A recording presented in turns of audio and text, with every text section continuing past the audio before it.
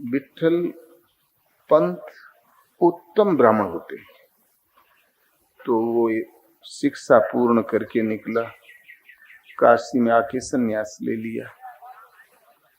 इधर या गुरु रामानंद जी महाराज, वो तो दीक्षा ले ही चुका था, वो चल दिए तीर्थ यात्रा पर, महाराष्ट्र में निकल रहे थे। इतने में कुछ माई लोगों ने आके प्रणाम किया, तो बोले सौभाग्यवती भवः। वो तो रोने लगी, महाराज सौभाग्य, तो काशी में संन्यास ले लिया। पुत्रवती भवः, तमाम आशीर्वाद, पुत्र कहाँ से होंगे? तो बोले ओ, काशी में तो संन्यास आश्रम केवल एक हमारा है। कैसा है वो लड़का? तो बोले ऐसा रूप रंग विठल पंत नाम। बोले हाँ, वो अवश्य आश्रम है। अब हमने आशीर्वाद दिया तो तुम्हारा मनोकामना पूर्ण होगी। गुरुजी लौट आए, तो उसका नाम रखा था चैतन्य ब्रह्मचारी। तो प्रणाम किया, तो बोले अरे चैतन्य ब्रह्मचारी, विठल पंत, वो देख कौन आए, तुम्हारी धर्म पत्नी, घर वाले, माता पिता। तो बोले मैं विठल पंत नहीं हूं, मैं आपका शिष्य चैतन्य हूं। बोले तुमने गुरु के साथ कपट किया, तुमने कहा था कि हमारी शादी हुई ही नहीं थी। अब गुरु का यही आदेश है कि तुम घर जाओ। बोले भगवान, सन्यासी होकर घर चला जाएगा तो समाज उसको निकाल देगी। बोले तुम अपना कर्तव्य पूर्ण करो, समाज से मत डरो। आना पड़ा, गुरु महाराज का आदेश था। घर आए और पूरे अपने ब्राह्मण समाज ने मिलकर उनको निकाल दिया। गांव के बाहर झोपड़ी में रहने लगे। उनके 4 संतान थी, संत ज्ञानेश्वर, निवृत्तिनाथ, सोपाननाथ, मुक्ताबाई। लड़के बहुत योग्य, जल्दी ही वो विद्वान हो गए। तो विठल पंत ने कहा भाई हमारे बच्चे योग्य हो गए हैं, इनको जनेऊ पहना दो। बोले चंडाल के लड़कों को जनेऊ नहीं पहनाई जा सकती। जो सन्यास लेकर और फिर घर में आ जाता वो चंडाल होता है, और वो है चंडाल के लड़के, ये डुमार के लड़के हैं। और सबसे बड़ा विरोध उनके चाचा ने किया, विशोबा। और एक चाचा थे वो दयालु भी थे, लेकिन धार्मिक इतना दबाव कि उनको अंत में कहा गया कि इन बच्चों के माता पिता देहांत प्रायश्चित कर ले तो ये बच्चे शुद्ध ब्राह्मण हो सकते हैं। तो वो रुक्मणी और विठल पंत दोनों ने मिलके डुबकी लगा ली जलाशय में, मर गई। बड़े सवेरे लड़के दौड़ने लगे, माताजी कहाँ गई, पिताजी कहाँ गए। तब किसी ने बताया, बोले अरे वो तो दोनों देहांत प्रायश्चित कर ले। तब अब लड़के किसी तरीके से जी रहे थे।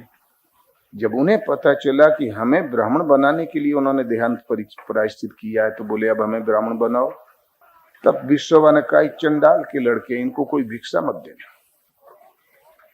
मरवा भी दिया माँ बाप को और फिर भिक्षा मत देना। लेकिन दयालु चाचा ने कहा कि हम लोग पत्र लिख देते हैं, फलानी जगह आलंदी में एक बहुत बड़े विद्वान है, पूरा संसार सिर झुकाता है उनकी विद्या के आगे, तुम वहां चले जाओ, वो चाहे तो कर सकते हैं। तो वहां गए, पत्र पढ़ के बोला ओ तुम सन्यासी के लड़के हो चारों, अब हमारी मनुस्मृति के अनुसार कोई उपाय नहीं कि तुम शुद्ध हो सको। तो बोले तब हमारे माता पिता से देहांत प्रायश्चित करवा लिया कि शुद्ध हो जाएंगे, और फिर भी हम लोग शुद्ध नहीं। तो बोले बच्चों, धर्म बड़ा कठोर होता है। तो बोले विप्रवर, धर्म तो दयालु होता है, कठोर तो संसार होता है, असुर कठोर होते हैं। तो बोले तो जबान लड़ाने लगे। इतने में एक बोला, पंडित जी इनको 5 प्रतिज्ञाएं करा दें और ब्राह्मण बना दो। तो बोले हाँ ठीक है। तो ज्ञानेश्वर बोला मैं प्रतिज्ञा करता हूँ। बोले कि पहली प्रतिज्ञा तो ये है, तुम सदैव अखंड ब्रह्मचारी रहोगे तो बोले कृष्णार्पणम मस्तु, स्वीकार है। और दूसरी बात यह है कि तुम शूद्र की छाया नहीं पड़ने दोगे तो बोले शूद्र कौन, ये शूद्र कहां से आया। तो बाप सब पंडित चुप। तो दो एक बोले कि शूद्र उससे कहते हैं जिसको हम मानते हैं। बोले महाराज ये ऊंच नीच, ये भेदभाव, ये तो स्वार्थी लोगों का बनाया हुआ है।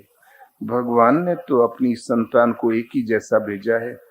बोले हम इससे दया की भीख मांगने आया और हम इससे शास्त्रार्थ करने लगा, निकल जाओ यहां से। बोले आप कष्ट न करें, अब आपका दरबार हम लोगों ने देख लिया, हम वैसे ही चले जाएंगे। तब पीछे से चिढ़ के आए वो हेड जो पंडित थे। बोले तुम्हारी तरह इस भैंसे का नाम भी ज्ञानू है, टाई टाई तू जैसे बोलता है इससे बुलवा दे। बोले ये तो एक ही बात है, कहता सब में वही आत्मा है, नीच में, ऊंच में, जड़ में, चेतन में, अब इससे बुलवा दे। तो ज्ञानेश्वर खड़े होके वेद पाठ करने लगे, ओम सहस्र शीर्षः पुरुषः। तो दौड़ के पंडित ने उनका मुंह दबा दिया। वेद मंत्रों का उच्चारण करने का अधिकार तुमको किसने दे दिया। बोले विप्रवर परमात्मा की स्तुति है, यदि दुर्लभ मानव तन मिला है तो स्वयं सिद्ध अधिकार है उसे प्रभु की आराधना करने का। तो तुरंत मुंह बंद कर दिया। तो भैंसा बोलने लगा, ओम सहस्र शीर्षः पुरुषः शुरू कर दिया उसने, पूरा पढ़ डाला। तब फिर पहले भैंसे के गोड़ ले ही पड़े सब पंडित, फिर ज्ञानेश्वर के गोड़ ले ही पड़े सब पंडित, फिर ला के बैठा दिया अपने आसन पर। आप परम पवित्र हैं, आपको किसी जनेऊ से पवित्र होने की जरूरत नहीं है, लेकिन लोक शिष्टाचार के लिए हम सर्टिफिकेट लिख देते हैं। तो इस धर्म ने, धार्मिक हथकंडों ने मनुष्यों में दरार डाली है। इन धार्मिक हथकंडों ने बहुत पाकिस्तान बना डाले। धार्मिक हथकंडों में आज मनुष्य एक दूसरे को संदेह की निगाह से देख रहा है, और जबकि ये धर्म था ही नहीं। क्यों कि जो समता बताने वाले जितने सृष्टि में महापुरुष हुए, सबके मंदिर हैं, सबके पुजारी हैं, लेकिन फूट डालने वालों का एक मंदिर नहीं, एक पुजारी नहीं। तो ऐसा लगता कि प्रोपगंडा है।